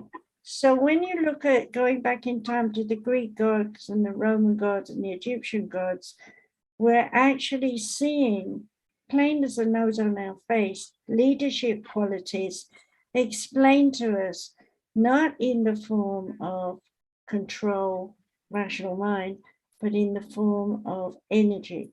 They knew about energy back then, as you said in the beginning. And we've discussed it and gone all around it, but let me come back to the planets right now. With the planets shifting in the inward cycle, we got about 150 to 200 years. I'm not sure, I can't remember the number yet. But the bottom line is, by the time that period's gone, we will have a whole different outlook on the way we live, breathe, and die here on this planet. Now, what happens with the changes will be relative to the infants that aren't even born yet. They're the ones that will really change it. The ones that are here are the beginning. They'll be the mums and dads of those yet to come. So I just say quite, you know, obviously if I'm in the oneness, I can look down and see what's happening. But for me, Margaret, here, I would love to come back and just see how we've transformed this planet. I think it would be a good opportunity to see the birth of the Aquarian age around 200 years from now really kicking in. But you know, there's so many things like the sharks. They're prehistoric, and I just heard recently that they are studying their signals and their vibrations and where they go, and they're coming up with the idea that they are spreading energy around the earth that keeps the seas natural. Isn't that interesting? Now, nobody would have thought of that 40 years ago. Somebody's doing that kind of research. That's the way of the future. We got to look beneath what we know. How are we doing for time? I have no idea. We got another 20 minutes. So is there anyone listening to us that thinks we're talking a load of rubbish, or the opposite that wants to call in? And our call-in number is 929-436-2866 for the meeting ID number 522-657-2748. As for my courses that I'm doing, I have several courses that I'll be doing. I've already put out that I am actually going to be launching a mindfulness course, level 1, 2, 3, and at master level. That is a massive course for those who do want to become a mindfulness practitioner or a mindfulness master. It's not a course that is done overnight, put it that way, and it's not an intensive course, but I will be watching you. Just like Margaret, I am not an easy teacher either. And I teach for multiple different modalities as well. So be prepared, ladies and gentlemen. But I will be doing, as a part of the free talks, the introductory talks that we were doing, I'm going to be doing them on trauma for those men and women who have been through traumatic interfamily violence.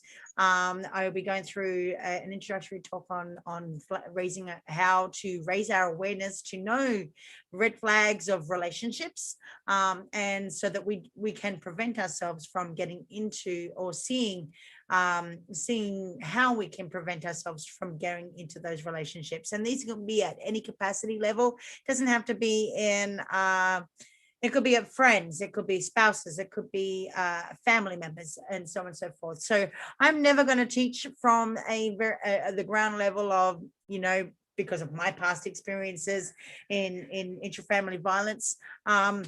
I'm never going to teach about, just particularly spousal violence. I'm going to be teaching you on all different kinds of capacities of relationships, because I do live for the capacities of experiencing different relationships.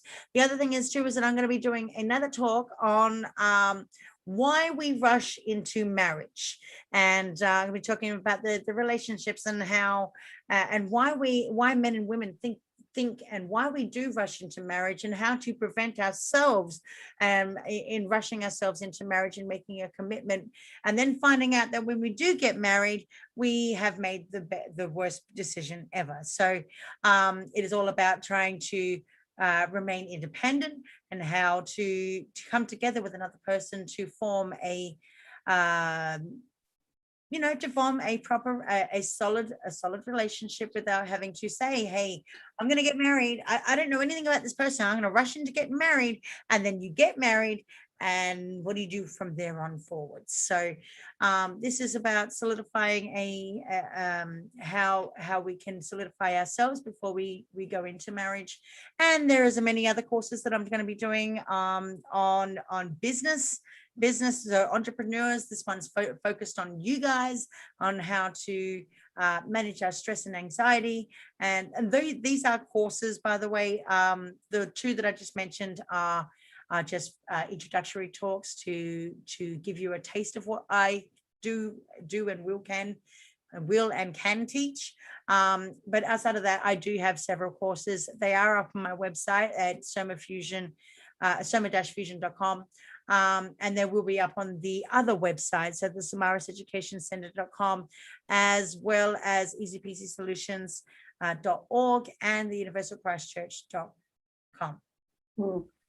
And with that said, for me, I've got the free workbook that we're going to give out when they sign up, which is not for any particular course. It's for the individual to sit down quietly on their own and answer all the questions relative to whatever it is they're going to want to do. And I will want them to keep the file, because they'll be asked later, as they're studying with us, to refresh the questions and see if they've changed at all.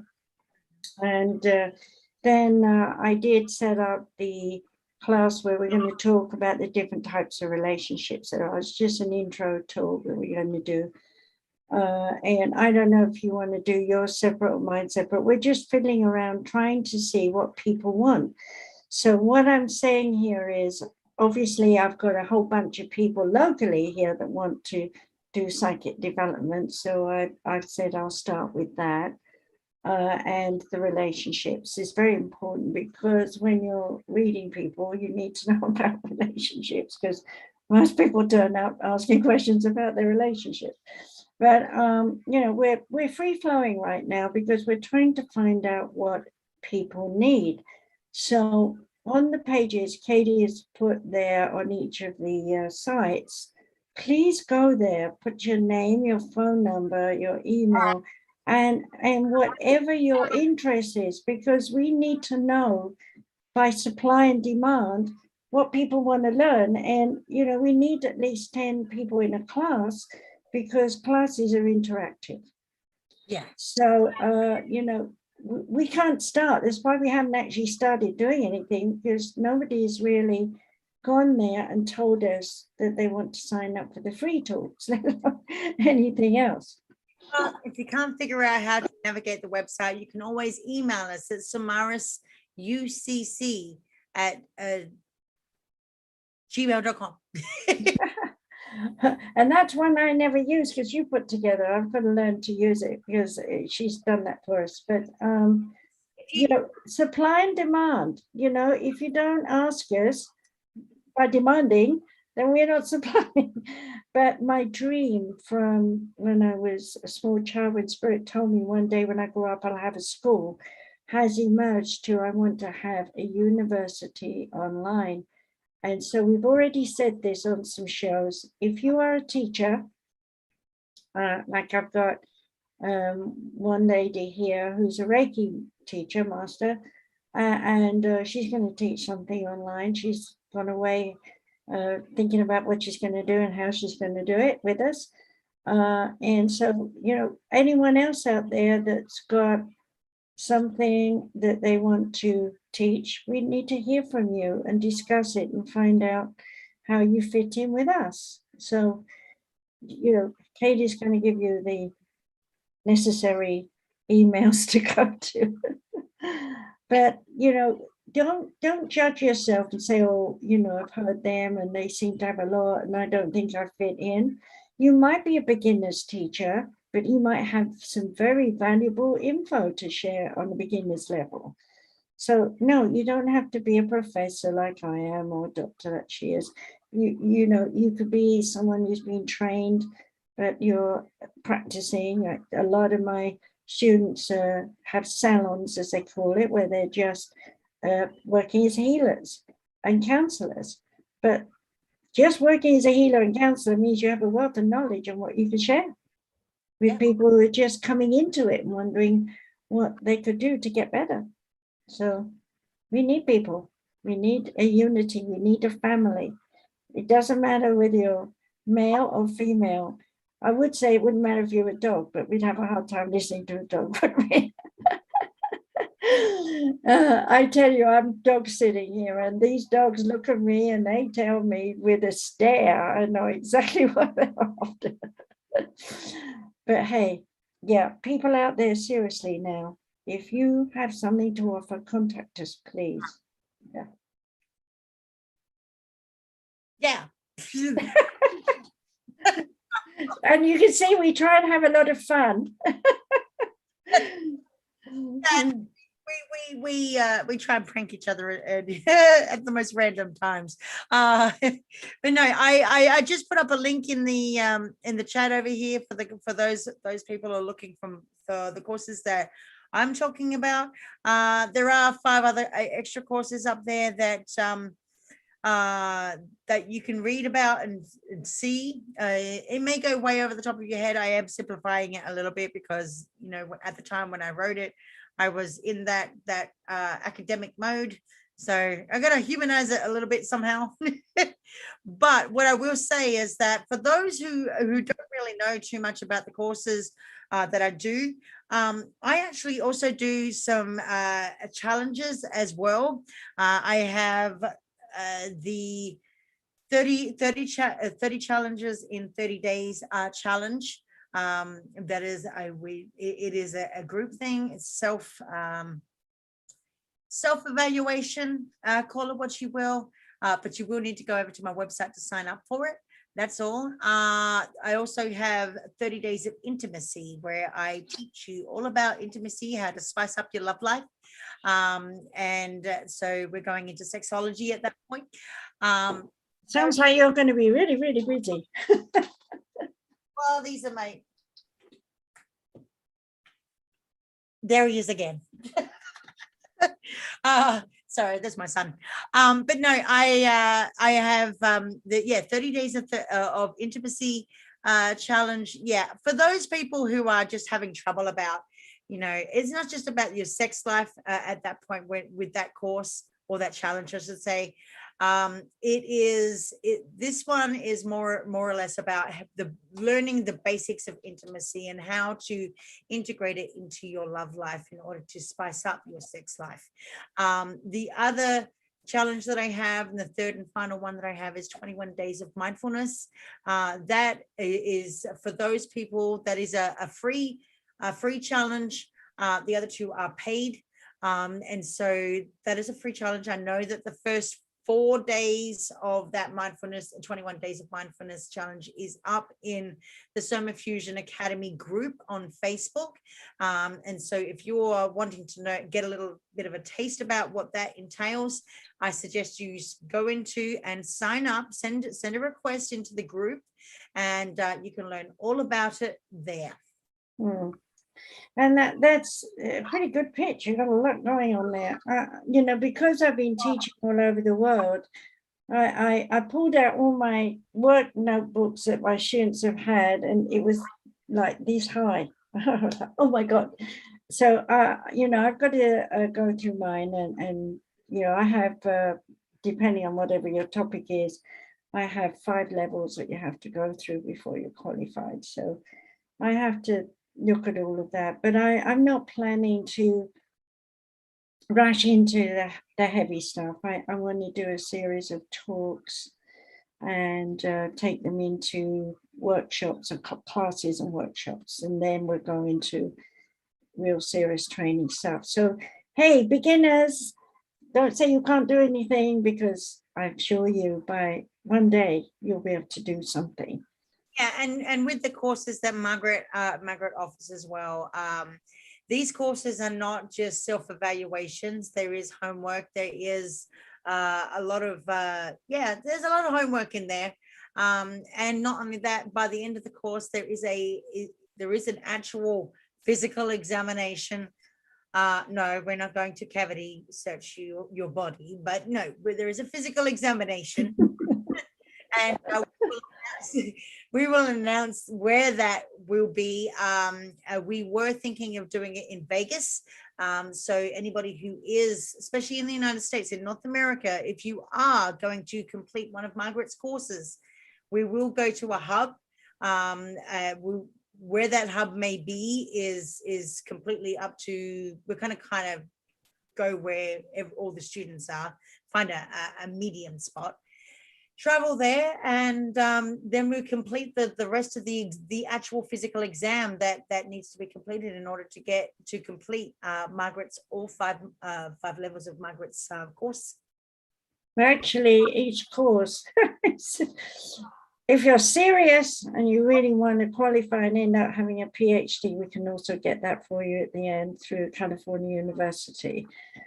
So because I'm a professor, that makes it possible, because I'm the head pastor of Universal Christchurch, and Katie is head of education, because I had to step down, can't be in two places at once.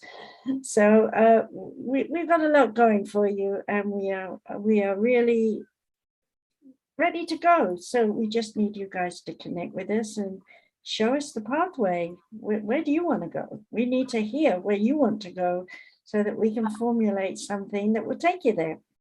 Exactly. Right? You can DM us on social media. We are on all platforms. We're on Instagram, Facebook, Twitter. I said Facebook. Instagram. You just taught me Instagram. Instagram, Facebook, Twitter, LinkedIn, and what was the fifth one? There's one more. Pinterest. I'm not.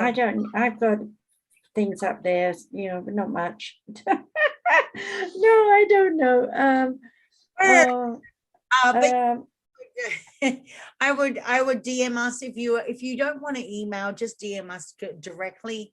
I'm certainly available up on Facebook, so you can DM me there to ask any questions. Otherwise, just email us at sumarisucc@gmail.com. That's sumarisucc@gmail.com.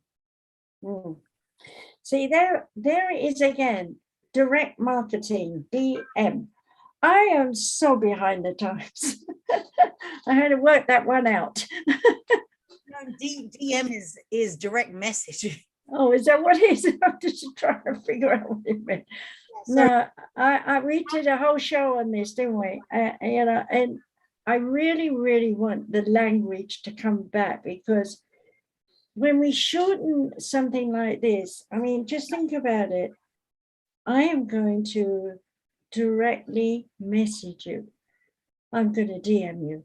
It's not the same, I can make it a love flower if I want. I'm going to directly message you with something wonderful. I'll just send you a DM. It doesn't. Yeah.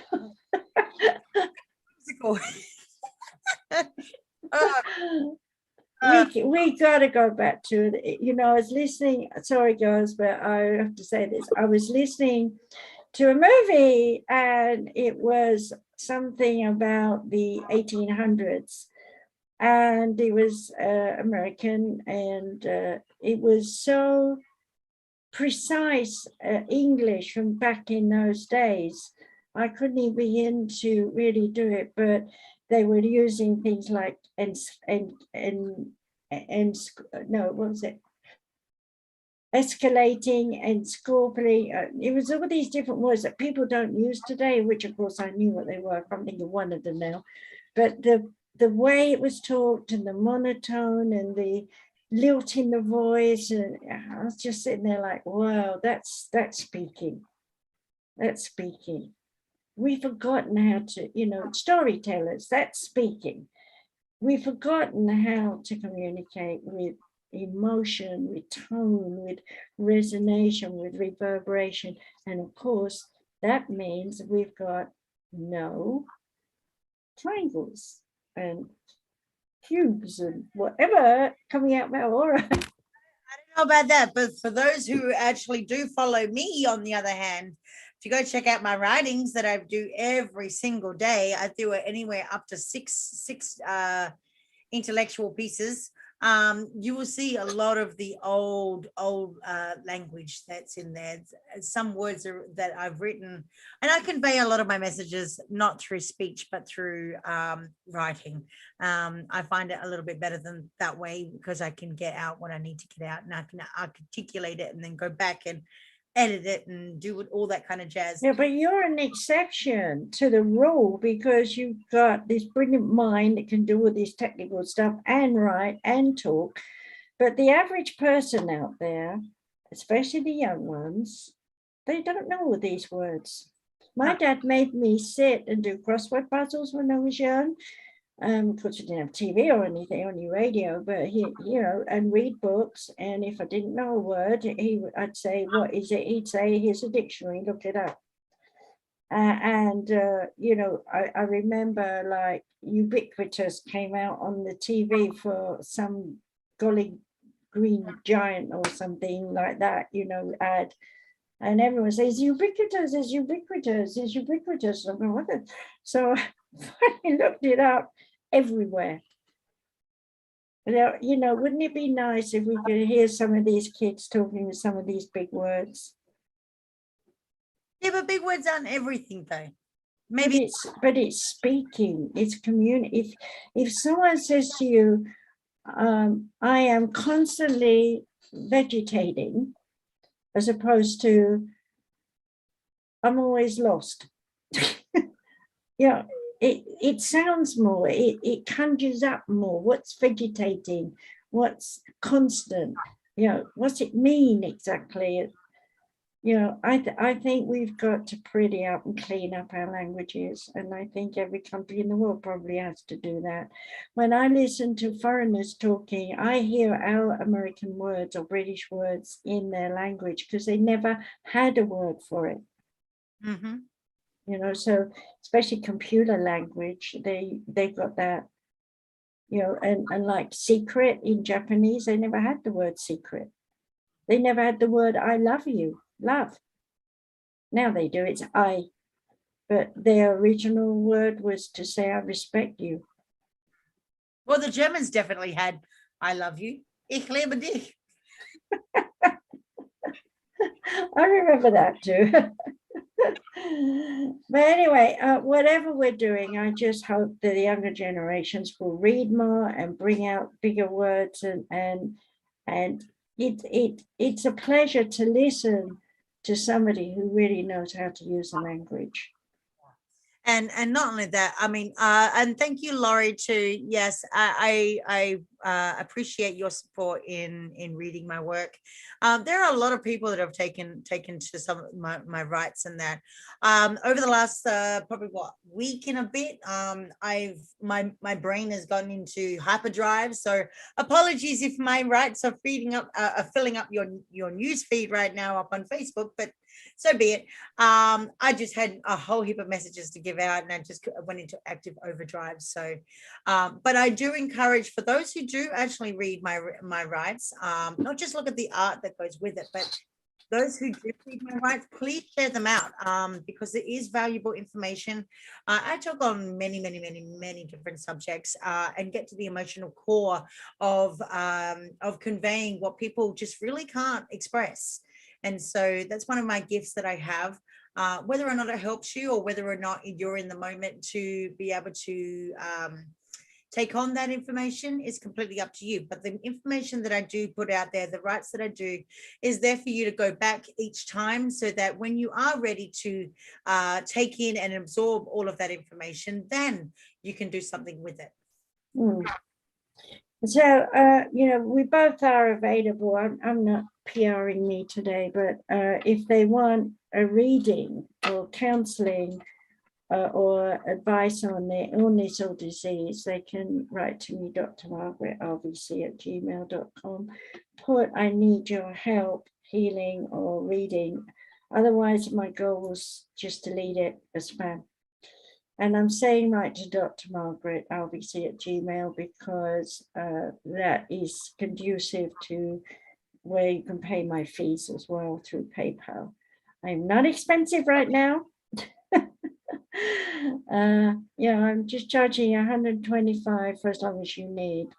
So, you know, see what you need, and we go from there. But we don't turn anyone away because we're both ministers. So if you've got no money, you can still write to us, and we'll arrange to help you somehow. Okay. Those who are contacting me, if you are looking for the Soma Fusion Academy, somafusionacademy@gmail.com.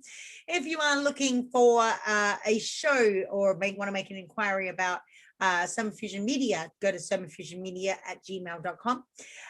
If you are wanting to make a donation or inquire about the humanitarian project that I'm doing right now with the Katie Kumara Healing Center in Rakai, Uganda, you can email me at Katie Kumara Healing Center with an RE, not ER, at gmail.com. If you are wanting to seek my services, you can email me at somafusionlifecoach@gmail.com. Or just go to my website to make it all easier. And she'll squeeze you in with all her busy stuff. You know what? So many people come to me and tell me, "Oh, you're so busy and you do all of this work. I don't know how you deal with it." I was like, I do it anyway, regardless. You know, I will put my foot down and say, "Hey, you need attention," and I will do that. So, but you will have to make an appointment with me in order for me to fit you in. Otherwise, yeah, it might be a little bit difficult. Yeah, well, it's the same here. You know, we're all busy all the time, but you know, whatever anybody needs, if you just start the ball rolling by connecting with us, that's a good step.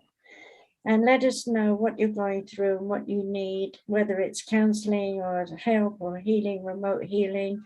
I've been working with a lady who just birthed a baby and there's issues. She's doing fine, improving day by day with what we're doing. So, you know, it doesn't mean because you live miles away or even in another country that we can't connect with the healing, remote healing and things like that. And here again, I'm coming back to sacred geometry.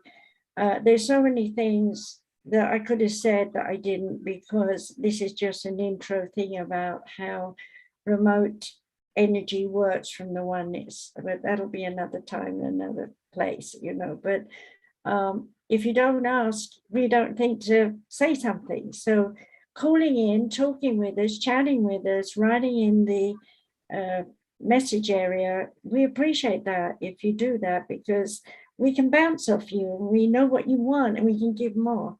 Yeah. Exactly. So how are we doing for time? Now overtime, so we can. Oh. Yeah, for those again, if you guys want to get in contact with us, by all means, I will put the information to contact us on the website is up on the description in the video. I will mention those places again. SamaraSEducationCenter.com, universalchristchurch.com, easypeasysolutions.com, .org, sorry, Soma-fusion.com, somafusionmedia.com, and please send us an email either through the websites, let us know, or via email that we just mentioned. If you missed them, please just go over the archive and you'll hear us say it again. That's ucc@samarucc@gmail.com. But I will say, for those, just reach out to us. Also go over to the Soma Fusion Media Facebook page, where you're going to see all of the live shows that is up on Soma Fusion Media. You will also see, if you go over to the Soma Fusion Mind, Body and Soul YouTube channel, you're also going to see archives of that too. If you don't prefer Facebook over for Facebook, go over to YouTube, and don't forget to like, share and subscribe, and click that little bell on YouTube, the YouTube channel. That way you're notified every time we are live, because there's plenty of shows on this network that are very, very informative.